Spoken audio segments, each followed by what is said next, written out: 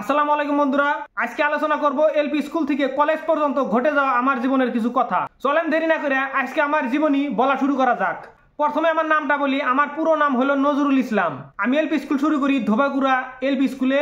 ওখানে যখন আমি পড়ি পর অবস্থায় ওই এলপি স্কুল তারার বেড়া ছিল। এখনকার মতো এই ধরনের বিল্ডিং যেরকম হয়েছে স্কুল, ওই ধরনের বিল্ডিং ছিল না। আমাদের স্কুলটা তারার বেড়া ছিল এবং ভাঙাচুরা ছিল। ওই সময় যখন আমরা এলপি স্কুলে যাইতাম, এলপি স্কুলে যাওয়ার সময় ওই সময় আমরা প্রথমে বেঞ্চ পাইতাম না। আমরা সর্বপ্রথম এলপি স্কুলে যাওয়ার পরে আমরা চট্টির মধ্যে বসতাম বা তিরপলের উপরে বসতাম। কিছুদিন যাওয়ার পরে যখন আমরা বর্ণমালা শিখতাম, সরয় সরয় ক খ যখন আমরা শিখতাম, তখন আমাদের বাহলে বসতে দিত। যারা প্রথম স্কুলে যাইতো তাদেরকে তিরপলে বসতে দিত এবং যারা বর্ণমালা শেখা হয়ে গেছে তাদেরকে বাহলে বসতে দিত। বাহল মানে বাকলা, আমরা যেটাকে ঘাস চিরাই করার পরে যেটা তক্তা বাহির করার পরে সাইডে যেটা অংশ থাকে ওই অংশটাকে আমরা বাকলা বলি, কতজনে বাহল বলে। ওই বাহল দিয়ে আমাদের বেঞ্চ বানাইতো, ওই বেঞ্চে আমরা বসতাম। আমরা যখন এলপি স্কুলে যাওয়া শুরু করি তখন চাচা এবং দাদা এবং গ্রামের আত্মীয় স্বজনরা আমাদেরকে বলতো, কোন মানে পড়স, মাটি কমানে পড়স না তোরা বাহল কমানে পড়স। যদি বলতাম মাটি কমানে পড়ি তখন মুরব্বীরা ধারণা করে নিত যে প্রথম স্কুলে যাওয়া শুরু করছে। যদি বলতাম যে আমরা বাহল কমানে পড়ি তখন মুরব্বীরা ভাবতো যে আর বর্ণমালা শেখা হয়ে গেছে, এর পড়াটা একটু আগ বাড়ছে। এটাই বুঝতো ওই সময়কার। আমাদের এলপি স্কুলের প্রধান শিক্ষক ছিল নাসিরউদ্দিন সাহেব। তিনি বর্তমানে ইন্তেকাল হয়েছে। তেনাকে যাতে মহান আল্লাহ তাবারক তাআলা জান্নাতের উচ্চ মোকাম দান করুক এই কামনা করি মহান আল্লাহ তাবারক তাআলার কাছে।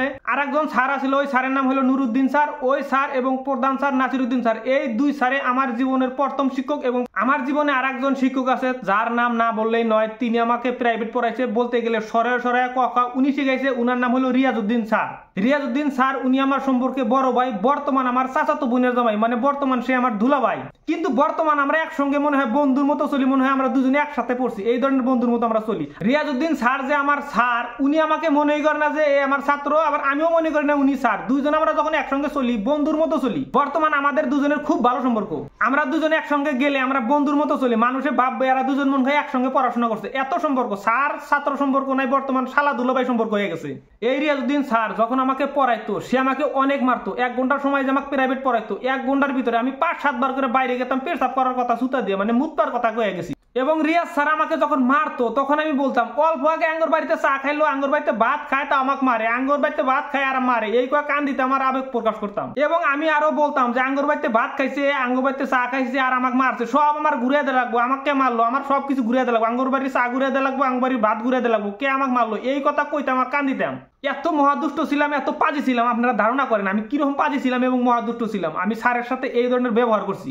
আপনাদের যদি বিশ্বাস না হয় তাহলে রিয়াজ ভাইয়ের সাথে বর্তমান উনি পরিচিত মুখ, উনার সাথে আলোচনা করলে বুঝতে পারবেন আমি কি ধরনের ব্যবহার করছি রিয়াজ ভাইয়ের সাথে। এলপি স্কুলের দুজন স্যার ছিল, নাসির স্যার উনি খুব রাগ টাইপের মানুষ ছিল, অল্পতে তিনি রেগে গেতেন। এবং নুরুদ্দিন স্যার যিনি ছিলেন তিনি একদম সাদা মাটা ছিল, তার রাগ বলে কোনো বস্তুই আছে না। সে সবসময় আমাদেরকে ভালোভাবে কথা বলে সে আমাদেরকে পড়াইতো। এবং ওই নুরুদ্দিন স্যারকে আমরা বায়না করতাম, স্যার আমাদের একটা গল্প শোনান, একটা হাস্তর শোনান। উনি হাস্তর শোনাইতো, উনি গল্প কইতো, আমরা কান পাইতে শুনতাম এবং পুরা মজা নিতাম।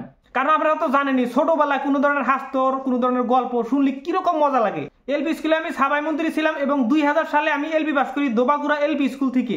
আমি 2000 সনে এলপি পাস করি। এলপি পাস করার পরে ওই 2000 সনে ক্লাস 5-এ ভর্তি হই ধোবাগুড়া এমই মাদ্রাসাতে। এখন বলবো ধোবাগুড়া এমই মাদ্রাসাতে ঘটে যাওয়া কিছু কথা।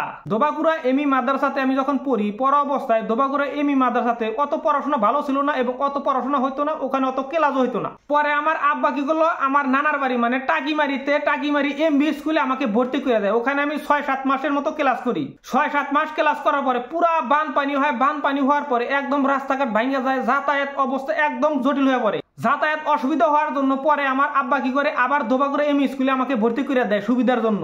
ধোবাগুড়া এমই মাদ্রাসাতে একজন বিএসসি স্যার ছিল, সেই বিএসসি স্যার আমাদের গণিত করতে দিত। যদি আমরা করতে না পারতাম তাহলে আমাদের খুব মারতো, তারার বেড়া ভাঙ্গে। কারণ স্কুলটা ছিল তারার বেড়ার, এখন যেরকম বিল্ডিং হয়ে গেছে স্কুলগুলো, ওই সময় বিল্ডিং ছিল না, খালি তারার বেড়া ছিল। তারার বেড়া ভাঙতো আর আমাদের মারতো যদি গণিত না করা পারতাম। পরে আমি ধোবাগুড়া এমই মাদ্রাসা থেকে 2003 সনে আমি এমই পাস করি। 2003 সনে এমই পাস করার পরে 2003 সনে আমি কাটারিহারা সিনিয়র মাদ্রাসায় ভর্তি হই। সিনিয়র মাদ্রাসায় ভর্তি হওয়ার পরে ওখানে অনেক বিজ্ঞ এবং অভিজ্ঞ শিক্ষক পাই। কাটারিহারা সিনিয়র মাদ্রাসাতে যখন আমরা পড়তাম ওখানকার শিক্ষকরা খুব জ্ঞানী এবং বিজ্ঞ ছিল। যদি পড়াশোনা করতে পারতাম খুব আদর করতো, যদি পড়াশোনা কম বেশি হইতো তাহলে খুব মারতো। কারণ ওই সময় মায়ের প্রচলনটা ছিল, আমাদের পর থেকে মনে হয় মায়ের প্রচলনটা উঠে গেল। কাটারিহারা সিনিয়র মাদ্রাসার শিক্ষকগণেরা নিয়ম করেছিল কেউ যদি মাদ্রাসা ক্ষতি করে তাহলে 8 আনা পয়সা তার জরিমানা। যদি 8 আনা সে জরিমানা দিতে না পারতো তাহলে তার 5টা বেত খাওয়া লাগতো। কি করা নিয়ম ছিল, তারা কিন্তু নিয়মটা করছে ভালোর জন্য, যাতে আমরা মাদ্রাসা ক্ষতি না করি। কাটারিহারা সিনিয়র মাদ্রাসাতে পড়ার জন্য অনেক কিছু জানতে পারছি এবং অনেক কিছু শিখতে পারছি শুধুমাত্র শিক্ষকদের চেষ্টার জন্য। কাটারিয়া সিনিয়র মাদ্রাসায় পড়া অবস্থায় কোনো ধরনের দুষ্টামি আমরা করতে পারি না, কারণ ওখানে নিয়ম কানুন অনেক করা, যদি নিয়ম কানুনের বাইরে যাওয়া হয় তাহলে অনেক শাস্তির সম্মুখীন হইতে হয়। সেই জন্য আমরা কোনো দুষ্টামি করতে পারি না, একদম নিয়ম কানুন যেটা আসলে ওই নিয়ম কানুন মাইনে আমরা ওখানে পড়াশোনা করছি। এবং কাটারিয়া সিনিয়র মাদ্রাসা থেকে আমি 2007 সনে ইন্টার পাস করি এবং ইন্টার পরীক্ষা দেওয়ার পরে 1 বছর বসে থাকা লাগে, এটাই ছিল মাদ্রাসার নিয়ম।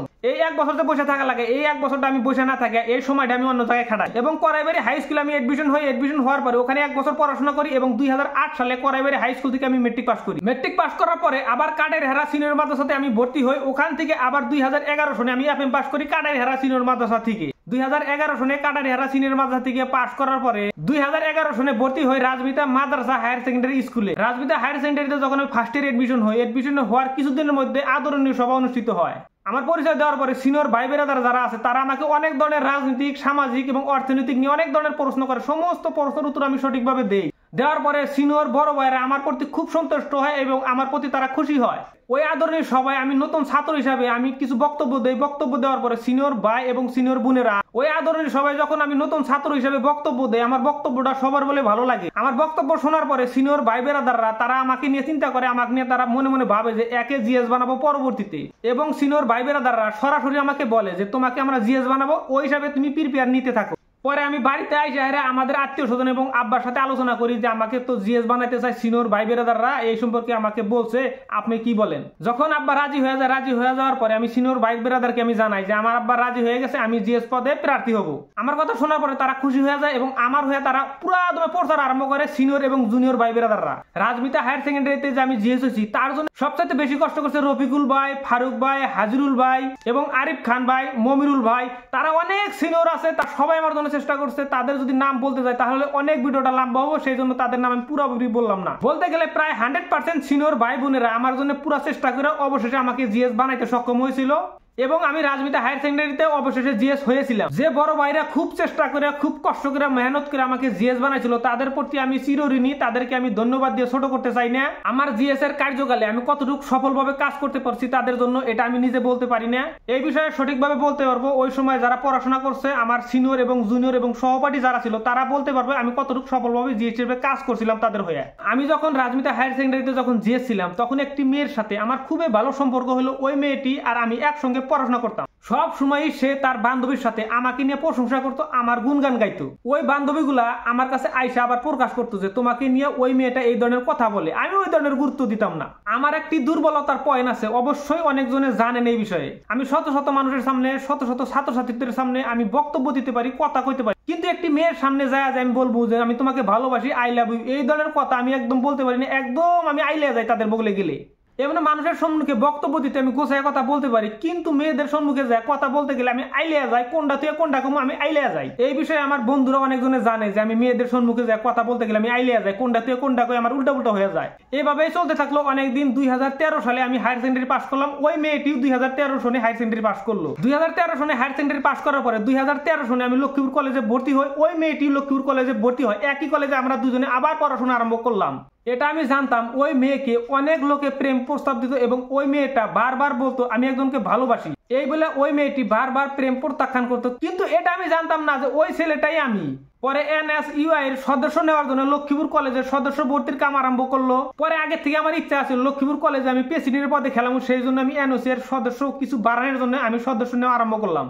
পরে ওই মেয়েটিকে আমি বললাম যে লক্ষ্মীপুর কলেজে NSUI এর নির্বাচন হবো, তুমি ভোট দিতে পারবা, তোমার আই কার্ডটা দাও আর এক কপি ফটো দাও, আমি একটা ভোটার বানাই দিব তোমাকে, তুমি NSUI এর যে ভোটে দাঁড়াবো তাকে তুমি ভোট দিতে পারবা। এই কথা শোনার পর ওই মেয়েটি তার আই কার্ড দিয়ে দিল এবং এক কপি ফটো উঠলো আমার মোবাইলে। পরে NSUI এর নির্বাচনে আমি লক্ষ্মীপুর কলেজ থেকে প্রেসিডেন্ট পদে বিজয় লাভ করি এবং NSUI এর লক্ষ্মীপুর কলেজের প্রেসিডেন্ট হই আমি। এবং ওই মেয়েটির সাথে মাঝে মাঝে গল্প করতাম নানা বিষয় নিয়ে। এভাবে কেটে গেল আরো একটি বছর। পরে আমার পুরাতন যেটা মোবাইল ছিল ওই মোবাইলের ক্যামেরাটা নষ্ট হয়ে যায়। তারপরে আমি একটা নতুন মোবাইল কিনি। নতুন মোবাইল কেনার পরে ক্যামেরাটা অনেক ভালো হয়ে গেল। তখন তো যেগুলো আগের পুরানো যেগুলো ছবি ছিল গোলা, ওই ধরনের ছবি তো আমার পছন্দ হইতেছে না। ওই হিসাবে আমি পুরানা যেগুলো আমার গোলা ছবি আছিল ওই ছবিগুলো আমি ডিলিট করে দিতেছি। ছবি ডিলিট করা অবস্থায় ওই মেয়েটি আমার পাশে এসে বসলো এবং সে বলতেছে যে কি করে আসাও, নতুন একটি মোবাইল কিনছি, আগের যেটা আমার মোবাইল আছিল ওই মোবাইলের ছবি অত ভালো হয় না, গোলা যেগুলো ছবি আছে ওগুলো ডিলিট করতেছি, আর এই মোবাইলের ছবি ভালো হয়, সেই জন্য পুরানো ছবি আমার ওরকম দরকার নাই, নতুন ছবি এখন তো উঠমই, এই জন্য আমি পুরানো ছবিগুলো ডিলিট করতেছি। তখন ওই মেয়েটা বলতেছে যে নতুন মোবাইল কিনছে তাহলে আমাকে খাওয়া দাও। ওই মেয়েটিকে ক্যান্টিনে নিয়ে আমি সিংড়া খাইতেছি এবং একদিকে আমি পুরানো ছবিগুলো ডিলিট করতেছি, মেমোরি লোড হয়েছে সেই জন্য। ডিলিট করতে করতে হঠাৎ করে ওই মেয়েটির ছবি, যে মেয়েটার সাথে আমি সিংড়া খাইতেছি ওই মেয়েটির ছবি বাড়ায় গেছে। তখন ওই ছবিটা কিবা জান আমার ডিলিট করতে ইচ্ছা হইতেছে না, তখন আমি সাইড করলাম। তখন ওই মেয়েটা বলতেছে আমার ছবিটা ডিলিট করলাম না কে? তখন আমি বললাম এই ছবিটা থাক, কিবা জান ডিলিট করতে মনে চাইতেছে, ছবিটা আসলে ভালো হয়েছে, আমি এখন ডিলিট করবো না। তখন ওই মেয়েটা বললো কে ডিলিট করবো, ডিলিট করলে কি কোনো ক্ষতি হবে? আমি বললাম যে ডিলিট না করলে কি তোমার কোনো ক্ষতি হবো? তখন ওই মেয়েটা বলতেছে তালিবান তুমি আমাকে ভালোই বাসো। তখন আমি জানি কিবা গুপ করে বলে এলাম হ আমি তোমাকে ভালোবাসি অনেক দিন ধরে। তখন ওই মেয়েটা মিষ্টি হাসি মেরে দিল, কয় আমিও তোমাকে অনেকদিন ধরে ভালোবাসি। তখন যত ঘটনায় বইলে গেলাম, এই ঘটনা সম্পূর্ণ শেয়ার করলাম মনে হয় 1-1.5 ঘন্টা বসে। এই সমস্ত ঘটনা ওই মেয়েটি আমাকে বললো। তখন তো আমি হইনা অবাক যে ও তুমি আরেকজনকে ভালোবাসো, ওটা আমি আগে থেকে জানি না। এইভাবে হয়েছিল আমাদের প্রেমটা। প্রায় 1.5 বছর কাল আমরা কলেজে থেকে প্রেম করি এবং 2016 সালে আমরা কলেজ থেকে পাশ করি দুজনে একসঙ্গে। পরে আমরা দুজনে ডিএলএড ভর্তি হলাম এবং আমরা দুজনে একই বছরে ডিএলএড পাস করি। এভাবে তার সাথে অনেক ফোনে আলোচনা, অনেক কথাবার্তা চলতে থাকলো প্রায় 2019 সাল পর্যন্ত। যখন 2019 সাল চলে আসলো তখন আমাকে বিয়ে করানোর জন্য বাড়ির থেকে মেয়ে দেখা শুরু করলো।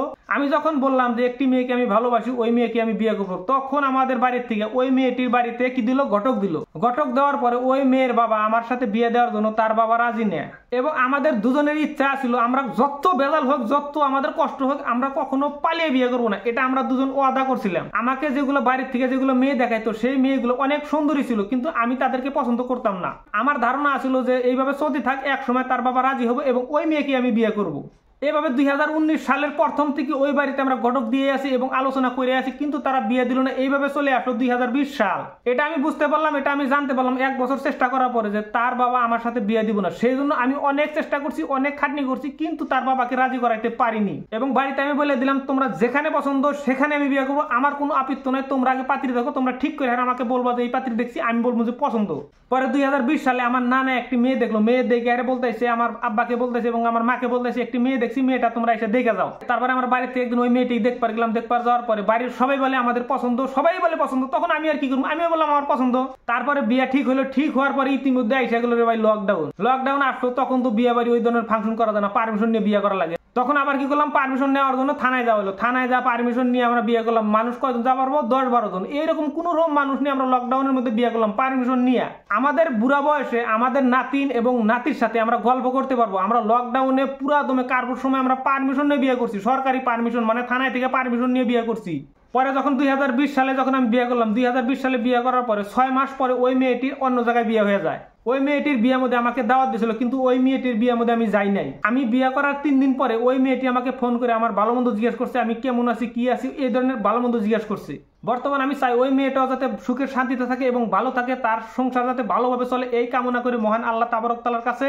এবং আমার ভিডিওটি যদি ওই মেয়েটি দেখে থাকে তাহলে যাতে ওই মেয়েটি আমার জন্য দোয়া করে, যাতে আমি ভালো থাকতে পারি এবং শান্তিতে থাকতে পারি এবং আল্লাহ তাবারক তাআলা আমাকে যাতে ভালো রাখে। এখন আমি বলতে চাই, যে মেয়েটিকে আমি ভালোবাসতাম ওই মেয়েটিকে যদি বিয়ে করতাম, বর্তমান যে সুখী আছি এই সুখে থাকতে পারতাম কি পারতাম না এটা মহান আল্লাহ ছাড়া কেউ জানে না।